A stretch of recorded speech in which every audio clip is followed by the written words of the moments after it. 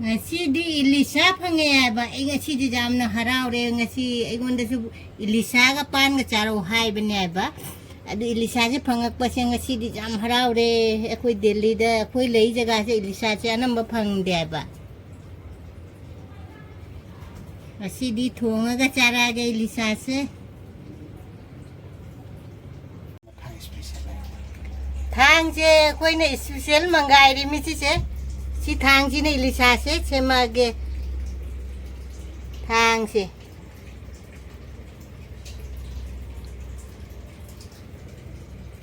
china pan ni Elisa ga thong na pan nakupi se jam de jenam je ai koi gamla da tha ba jenam dunya ba se jam di jam de Elisa thong ba se jenam na thong ga jam haw ba ne ba te ngasi di khamen chembi chom ba tha ro kari Elisa thong ba khamen chembi thak pa che how तब ने कोई हाना दे जो कोई बोई खामें जमी थक लगता है बेली साथ होंगे बता जी ओंधो ऐसी जामुन लगे हो रहे हैं का दिशा से मरुम जो खता जाओ रे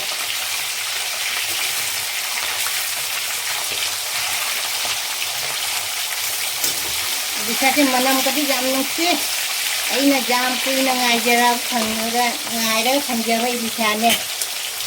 हाउदी जाम हावरा ने अब मनम जाम नमसी मसी से बासमती चेंज थोंग में Elisa थोंग बचा न बयान Elisa थोंग बसे लोय रे सिगाई सिगाई मई मुथल लगे थोंग ब लोय रे जामवा न वीडियो से नम करे मोबाइल से मई मना सिगा थम न साब दुगा ने नम बजा दो Elisa थोंग बसे न थांग दरे मैम जेंगो हावगद मानब्रे जेंगो पान गई Elisa का थोंबा हावगद मचू कदी जाम फजरे को मरीन खाबा ngौगे सिना खामेनी सिना मरीन खा ngौ नबा Elisa की मरीन खाबा मरीन खा ngौरी मरीन खाबा से नाकुपी जाम जे जन्म लई तमे तिरौ न मरीन खाबा से ngौरे मरीन खाबा आई खामेन हापे मोबाइल से खरा आई जम छागत मन न मोबाइल से वीडियो नंबर जा करेगा से आई खामेन हाप न ngौरा के मरीन खाबे से मरीन खाबा से मुल्ले उसी से मई मुथला के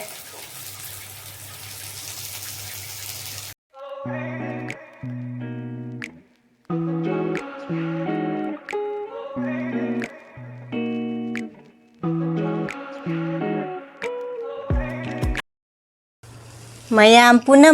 ngasi amukai video anauba ma pura lae ngasi se aigonda Elisa ga pan ga thongba charau haibada aina mobile da thibada di phangdare ko haidi maming do ngasi Elisa ga pan ga charau haibado aigonda nene haireira dunata iche haireira dumai hairakpani ko ado ai ngasi Elisa ga pan ga oina pore ngasi se ai thongbai video se jamwana nam hare kari ge ai mobile से ma'am न mobile से मई मनाक थम्बदो अदुना mobile से video number दने आई video ममधरक नने video number क्या नुंगाइतनै जाम वाना थोंबै से वीडियो नम घरे अदि ngahak मुथला तौरा वीडियो नमे को जामवाना दे खरनी से आई मैं थोंबै वीडियो से हपा रोएगे मैम केन लाना लौबिनो आई मोबाइल जाते आईडी मैसा दो फंगमगने मै हेक्ट मोबाइल की स्क्रीन दो ममधरे येबा आईडी मुसी मुसी तौबो दुमाय तौरे को दुगैगी आई ngasi से मरीन खाबम जावरे को Elisa की मरीन खाबम लौरे सिंजू जावरे जोंगचाक जावरे को नबै कोबिम से जावरे को सिंजू दगी खरा लहौरे को नबै आइना दुगै अहाम बसे लाइदा हाना थारे को चाक जम लामे को आईडी लाइदा थारा से ngasi चाक से बासमती नि को थोंगी से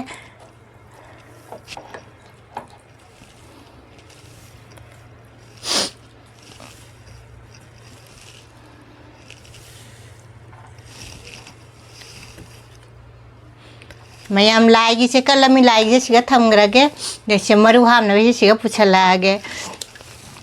मैम ngasi अखोई निपाव चाक नोट नोट चागरे माइ बजम हावरे खंग मोइदी लोई पिजरे बा दे आई जी आई थोंदगी आई से อิลิชาทงบะเชนะอิลิชาทงบะจาระไว้เป็นอิลิชาทงบะเชนะจาระเชหันนะอิลิชาเชมรุมสุจาวรำแม่มันนำดิจำนุ่งชีวทงบะดันเนี่ยอิลิชาก็ลอยนั่นนะไม่ยามิลักตัวมีกว่าไม่ยามไอ้เชดุมจักคุมได้ทุกลากาไอ้ดิดุมหุมอ่างอะเดมิดนาก็จะกระชุ่มไม่มิดก็จะกระชุ่มเตยดึงไอ้จักจ้าว่าชิดไม่ยามยังไอ้เชโซเชียลมีเดียดลากตัวไม่ยามนะใช้น่ะละกันนี่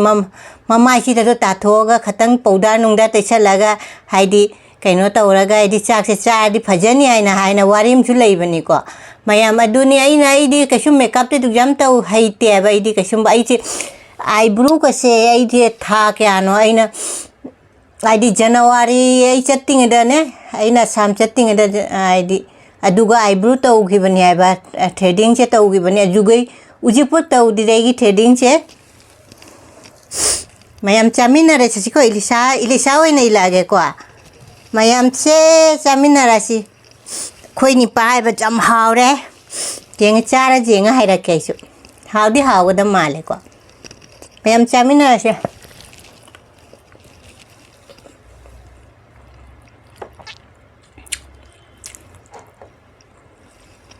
haw re chipi dup che mayam ai đi cùi ra bà phi đụng nè bà cùi ra bà chạy kèm cùi ra bà phi đụng nè xí phi đụng xe ngã xí đi nè nè thèn nở ru ra bà xí xe thèn nở ru bà này ngã xí xe xí xí máy nè thèn nó tàu đó tiền lẹ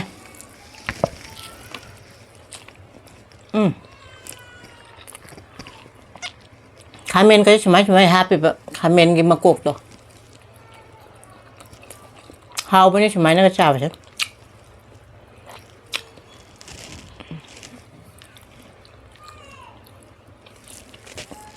khối ăn rồi để cha đẹp sát thùng bây giờ màu làm mini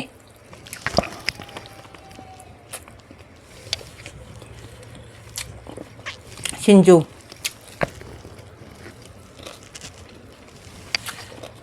để trồng chắc ta chỉ có mềm pan pan chứ di cha ne na pan cha inang lay da thamma bane ba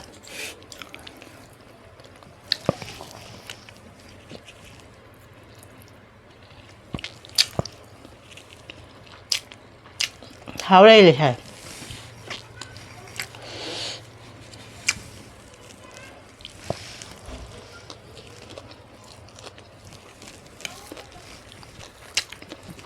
xin du jam ha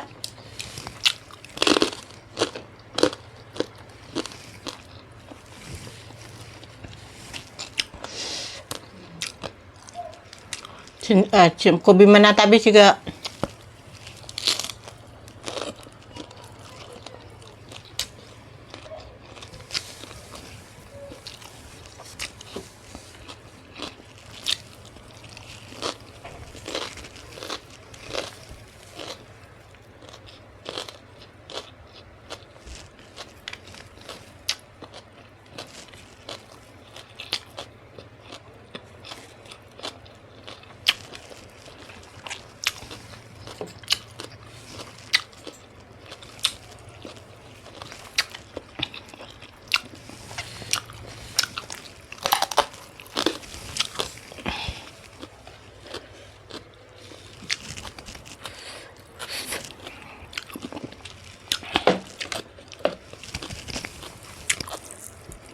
Elisa thong che Elisa che maru sukan da bane ba Elisa che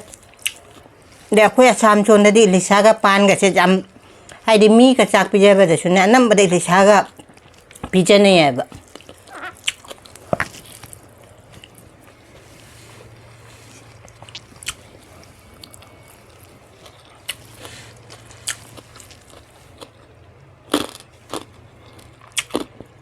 mamam di Elisa che manam che hai na da ba su jaw de mo ko ngaw re hai manam che taคุยดิปั๊มใจยำนะ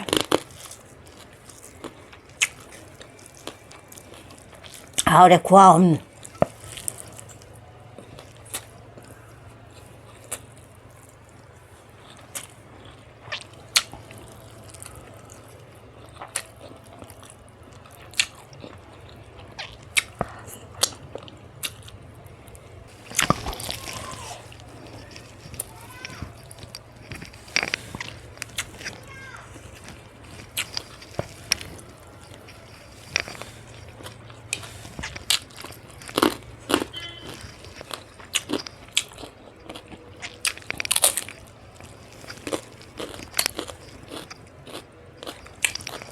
신주가 좀 할?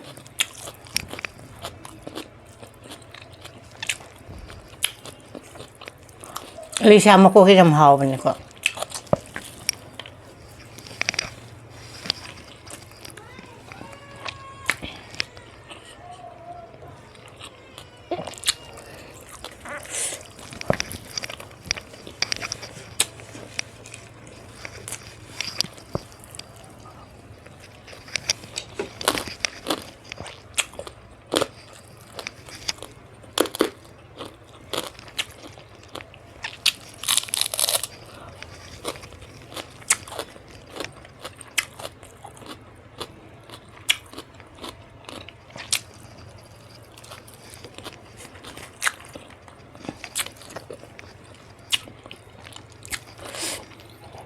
Chị Lisa xa là cái chắc cái răm bút thờ này quả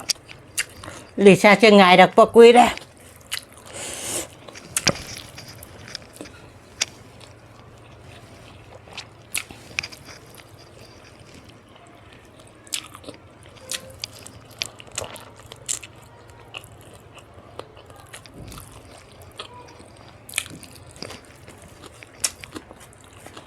xin chú chậm hỏi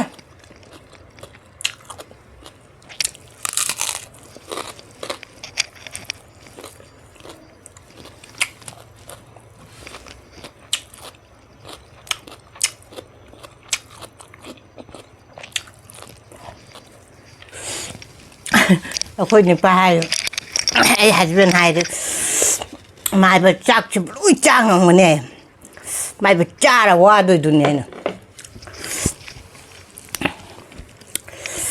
một trăm hào đây ngay chi lấy sát không một chén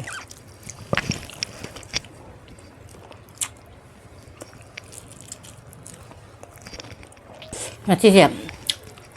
lấy sang ngâu cái biết thảo đó đứa cô thôi đừng mấy đến khá bây giờ ngầu rồi mà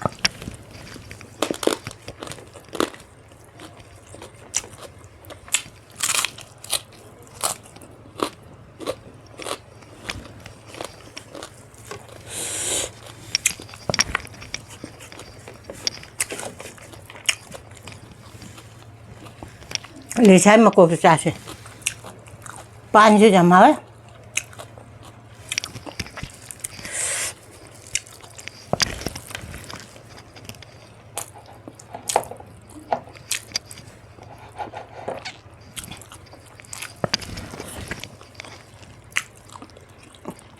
rang hào thì rang giảm chân đâu nè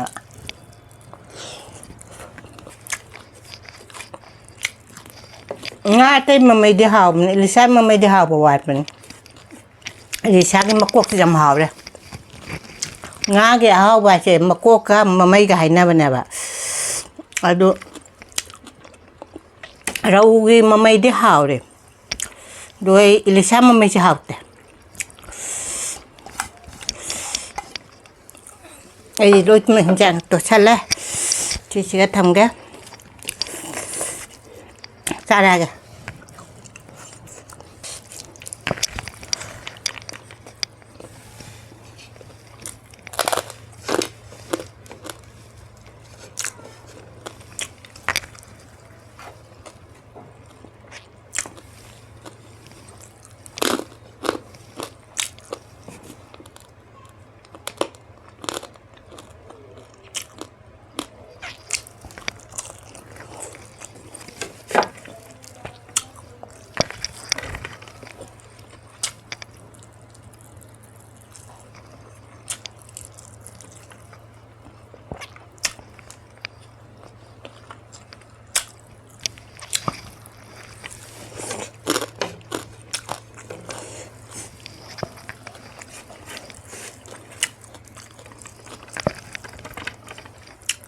mẹ mà còn mấy cái xe là xe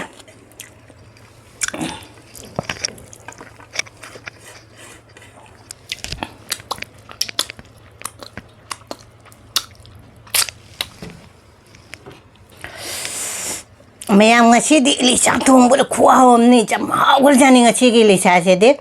à khôi cái này party cha nô là jam cha cái đấy à ai cha có khajam put rồi mình ngasi gì Lisa sẽ ngày đặc biệt quý đấy इलिशा थोंबदु पानदुगा इलिशा थोंबा खुआव अमा दई Marin खा ngौबदुगा जाम हावरे दई छिंजुदुना म खुआव अमा को ना बेम जावरे जोंचाक जा ngasi di mai tagre खुआव दो जाम हावरे ngasi di इलिशा जाम चारा सुआइबे इलिशा जे इसा लुमदबनेबा जाम हावरे ngasi di ꯑꯩꯒꯤ ꯚꯤꯗꯤꯑꯣꯁꯦ ꯌꯦꯡꯕ ꯅꯨꯡꯉꯥꯏꯔꯗꯤ ꯑꯅꯧꯕ ꯌꯦꯡꯕ ꯌꯥꯎꯔꯁꯨ ꯁꯕꯁꯀ꯭ꯔꯥꯏꯕ ꯂꯥꯏꯛ ꯁꯤꯌꯔ ꯇꯧꯁꯟꯕꯤꯔꯝꯃꯣ ꯃꯊꯪ ꯑꯍꯥꯎꯕ ꯑꯃ ꯆꯥꯔꯦ ꯉꯁꯤꯁꯤꯒ ꯊꯝꯃꯦ ꯕꯥꯏ